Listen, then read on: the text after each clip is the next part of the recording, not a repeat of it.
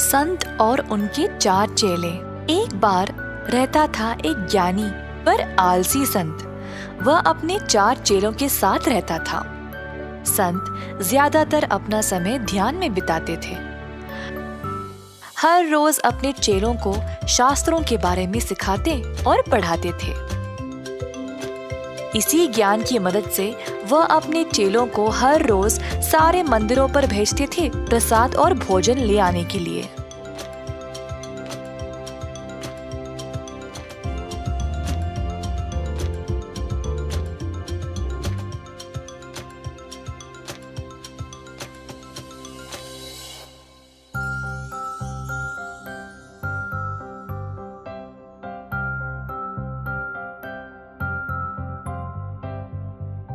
कुछ दिन बीत गए और एक दिन जब चेले प्रसाद लेने मंदिर गए तब एक ने बोला, भैया जी, मुझे अभी ये लड्डू खाने का मन कर रहा है।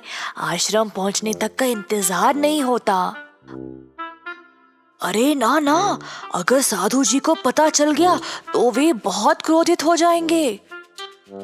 अगर मैं थोड़ा सा अलग से खा लूं जिससे उनको कोई शक नहीं होगा तो फिर तो वे गुस्सा नहीं करेंगे ना। चारों चेलों ने इस बात पर विचार किया और फिर प्रसाद को ऐसे खाया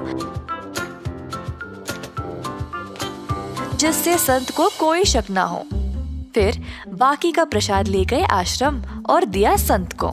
संत ने बिना शक किए प्रसाद को खाया। चेले खुश थे कि संत ने ध्यान नहीं दिया और चुपचाप सब खा लिया। अगले दिन जब चेले प्रसाद लेने गए तो इस बार प्रसाद की सुगंध और भी ज्यादा ललचाने वाली थी। फिर से उनका मन किया उस प्रसाद को खाने का। अब क्योंकि ये वाला प्रसाद इतना स्वादिष्ट था, चेले कुछ ज्यादा ही खा गए। अरे नहीं, हमने आज कुछ ज्यादा ही खा लिया। ओफो, चिंता मत करो, कोई नहीं, कल ही साधु जी ने इस पर ध्यान नहीं दिया था, उनको पता नहीं चलेगा। चलो अब। चेले आश्रम पर पहुंचे और प्रसाद को रखा संत के आगे और पीछे खड़े हो गए संत को खाते हुए देखने के लिए। जब संत ने चेलों की ओर देखा तो उन्हें थोड़ा सा संदेह हुआ, परंतु उनको इतनी भूख थी तो वे पहले खाने लगे और खाते खाते अपने संदेह के बारे में भी भूल गए। चेले अपने आप में ही हंसने लगे क्योंकि आज भी संत ने कुछ ध्यान नहीं दिया था कि एक दिन चेले खाली हाथ आश्रम लौटे और संत के आगे खड़े हो गए।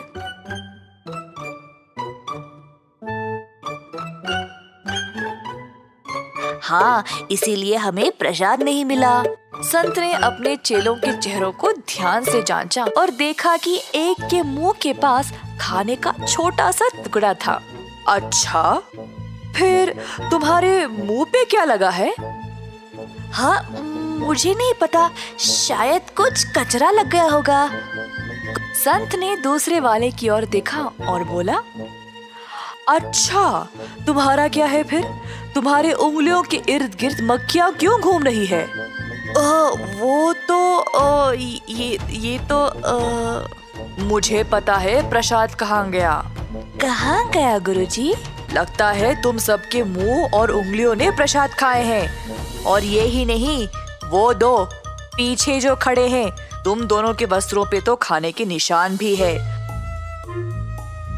लगता है तुम्हारे कपड़ों को भी भूख थी ना। अब मुझे समझ आया कि रोज प्रसाद की मात्रा कम क्यों होती जा रही थी। और अब अंत में तुम लोग तो खाली हाथ आए हो। अपनी बुद्धि का उपयोग कोई अच्छे काम के लिए क्यों नहीं करते? नहीं नहीं गुरुजी, हमने ऐसा कुछ नहीं किया। अच्छा, तो अपने आप को साबित करो। धरती का माप लेकर वापस आना और मुझे बोलना। ओह, वो तो आसान है, इसमें तो कम ही समय लगेगा, हम अभी वापस आएंगे। चारों चेले उत्सुकता से चलने लगे धरती का माप करने के लिए।